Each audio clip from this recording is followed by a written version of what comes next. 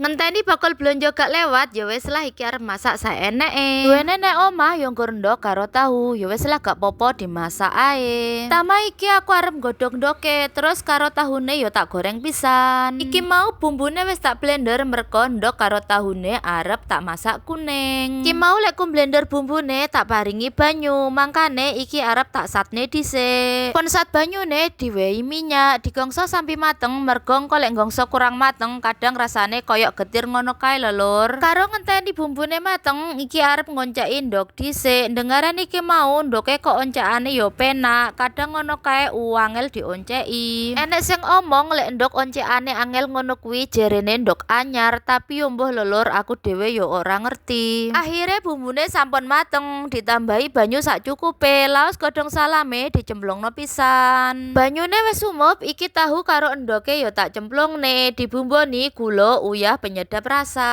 Sing terakhir ditambahi santen. Iki mau duweku yo gur santen bubukan, mergane bakul blonjone yo gak lewat. Asline yo gak marem gawe santen bubukan, kulino gawe klopo parutan, tapi yo piye maneh eneke kuwi arep metu blonjo tiwas bocili rewel. Akhire niki jangan endok kalih tahune sampun mateng. Sampai jumpa lagi sahabat salsa rehan.